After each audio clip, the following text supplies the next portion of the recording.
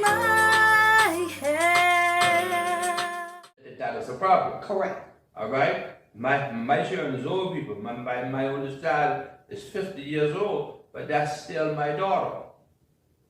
I don't care how the cat jump. Okay. She's still my daughter. And if she come and when she come around me, you have to treat her like that's your daughter. All right? And some of the problems we have, especially in the church. Right? And I can only talk about the church. I don't know about it in the place else. I can only talk about the church. That's why we have so many marriages breaking up. So many people in church with bad relationships. All right? So many preachers. So many good preachers. There's some good preachers cannot get in the pulpit and preach because there's bad relationship home. All right? And you can't fix it. It has to be straightened out. You see? And so it's important for us to have the good relationship as preachers, as Christians. We are to have good relationship. What do you think?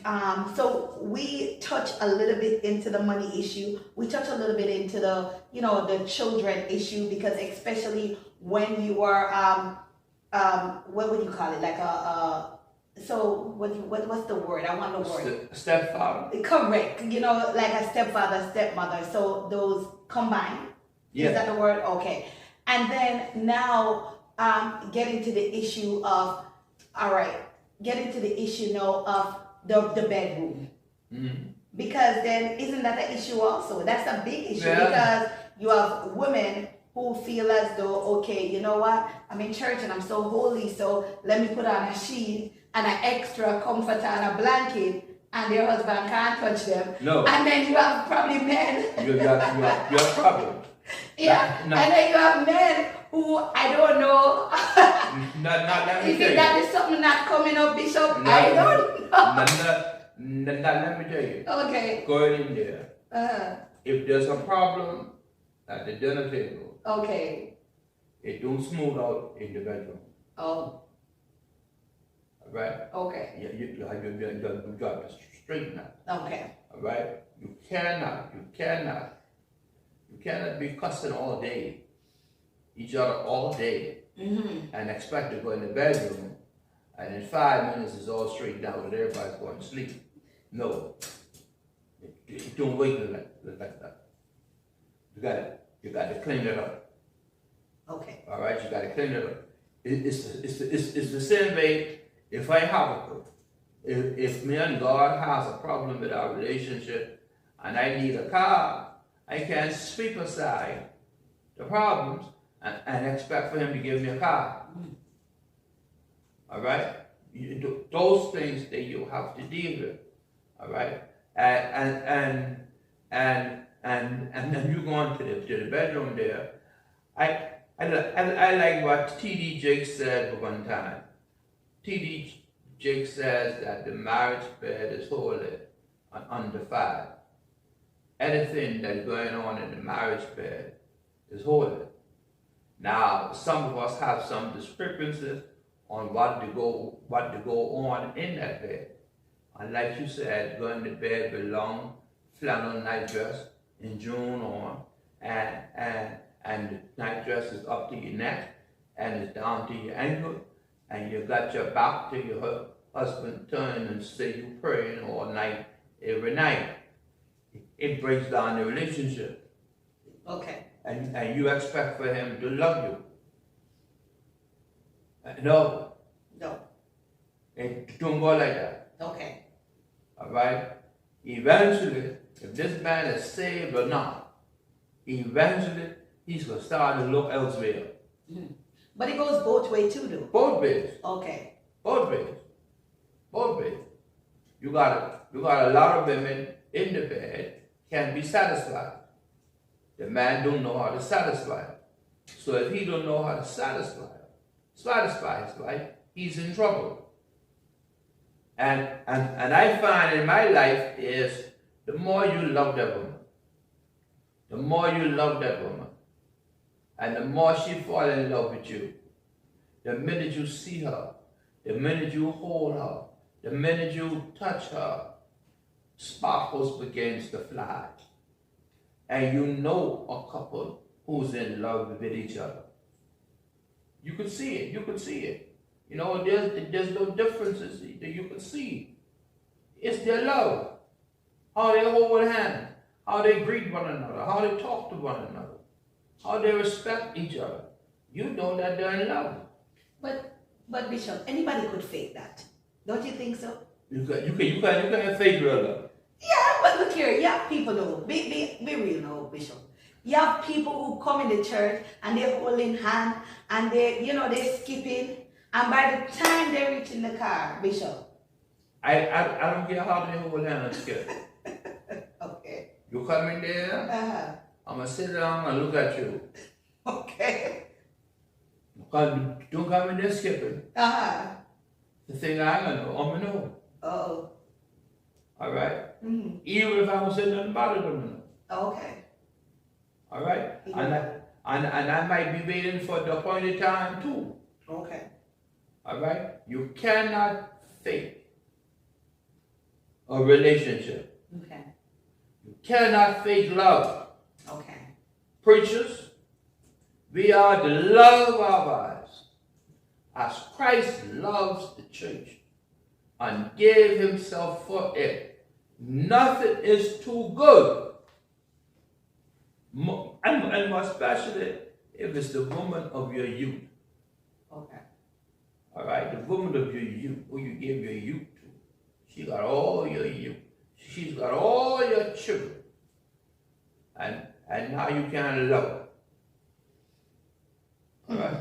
Relationship. Relationship. Relationship. Relationship. Preachers is relationship.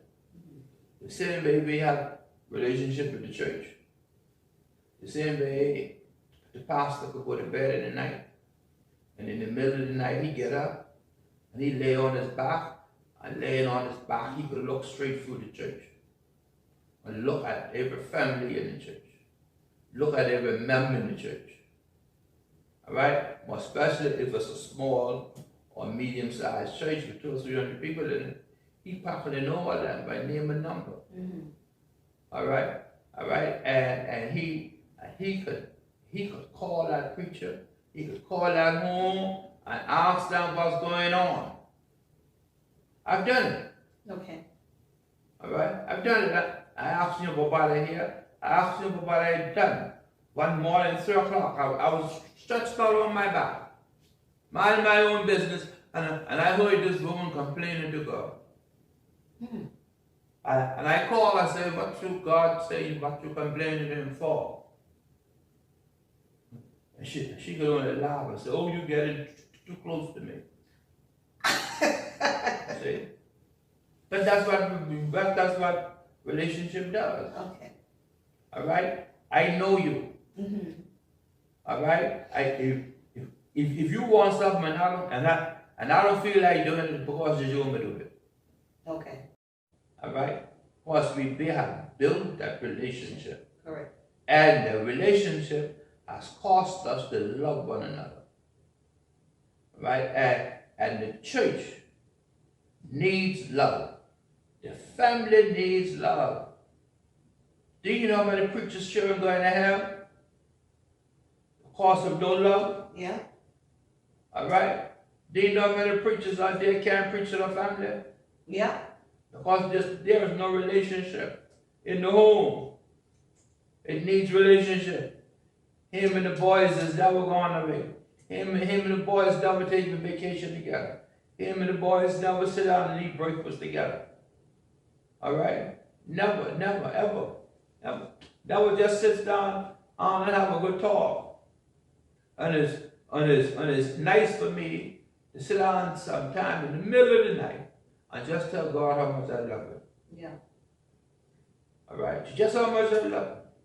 But don't even have that physical relationship with the people who are in front of you. Yeah. And one place in the Bible, and probably more than one, but when it was saying that, how can you say you love God who you have not seen? And you don't love, And you don't love your brother. And you don't even love your brother, nor even your neighbor at that.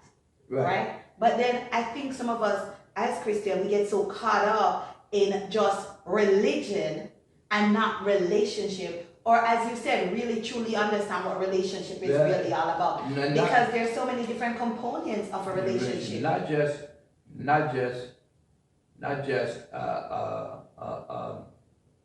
just relationship. Mm-hmm. There's a difference between salvation and religion. Okay. And some of us are religious. Correct. All right, religious. We say I'm a Baptist. I'm a good old Baptist. Or good old Pentecostal. And I go to church every Sunday. I pay my tithes. I pay my offering. And you could tell me all what the church believes in. And you have accepted a religion. Okay. But never accepted Christ as Savior. All right, this story I've told many times. I've met people that has been members of the church choir for 35 years, sung every Sunday morning for that preacher, and the preacher never gave an altar call, and invited the choir to come to the altar to pray. So that's a problem. That is a problem. All right, and so you cannot have, so you just cannot have religion and do not have salvation. Correct. All right, and some people's religious beliefs would keep their marriages together. All right, but we need salvation. We need souls. We need salvation. There is no satisfaction without salvation.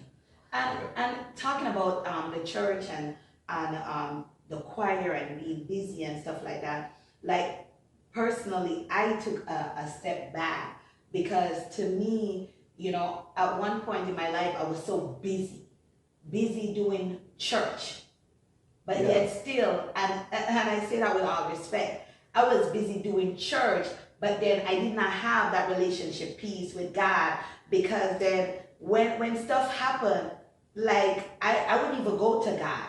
Like I would just try to pick up my phone to call somebody. Because then where's the relation piece? I didn't have a relationship because I was just busy working. You didn't have a relationship with God? No. And you didn't have a relationship in your home? No, I didn't. No, I didn't. No. And because of that, you had no inner peace. No. And you had no outward peace. Correct. All right, you was miserable as hell coming home, and you was miserable going to church. Did God tell you about me? No, I didn't.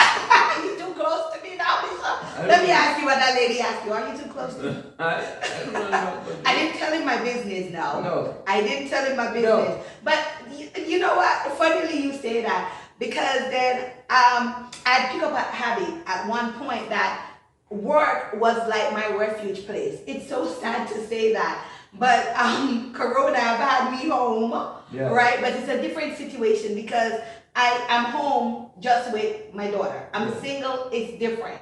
But when I had, and the word was blended, not combined, blended family. You know, having a blended family and having all those conflicts, to be honest, work became my refuge place. Isn't that sad? It is. It is sad, but work became my place of refuge. That, you know, one of the custodian lady, great friend of mine, she looked at me and she said, you don't live nowhere? She always asks me that question because she's Jamaican. Wallace, you don't live somewhere? Yes. I own a 4-bedroom house, but I didn't go there. No. I never went there. I didn't want to go there. Because there was no peace there. No peace. There was no expectation. No. He didn't look forward to you coming home, and you didn't look forward to him coming home. No. You didn't look forward to going home. No. You made sure by the time you get home, it was time to go to sleep. Correct. Bishop, you sure he wasn't? No. You have no crystal ball? No. Okay. By the time you got home, it was time to go to sleep. Yeah. I made sure. All right? Mm-hmm. Right? And it was only one person in that house you made sure had food for. Yeah, them children. All right? But that happened because there was no relationship. Correct. All There right? was none. And if you're gonna have a mixed marriage, you've got to be able to manage the mixed marriage and give up some stuff. Give up some stuff. Give up some stuff. God had to give up a lot of stuff in a mixed marriage. Sharon was from Memphis, and Sharon never mixed with Caribbean people in her life until she mixed with me. Okay. A staunch Caribbean man, full blood Tarpon Bay man, Okay. from Tarpon Bay, Lutheran. Okay. And I know how I want my fish. I know how I want my steam corned beef. Okay. Don't steam in no other way but this way. Alright? And she didn't know about that. Alright? And so I quickly had to get a hold of myself and work on this relationship. Correct. And as I worked on that relationship, I learned how to compromise. Correct. In the relationship. But a lot of people don't want to compromise. All right? Compromise. They don't. But you have to. Yes, men don't want to compromise. Right. Women don't want to compromise. No. They don't want to compromise. You have to compromise. It's my way or the highway. All right? I was used to my food, you know, in the Caribbean food. You from Jamaica, I'm from Bahamas. The base of our dinner, the base is peas and rice. Okay. And everything else goes around it. Okay. Now when I go to Memphis, the base of Memphis is spaghetti. And you don't want no spaghetti. And spaghetti, and everything is built around the spaghetti. So what am I be doing eating spaghetti? But you cook it. But I had to compromise. All right. A compromise. All right? I had to compromise with the pig ears. A sandwich made out of pig ears. She'll go to the store and buy the lone pig ears. And come home, and she'll come home and season them and boil them. And when she finished boiling them, she'll put them in the oven. Okay. Hey, Francis, come figure it down. What's with the pig ears?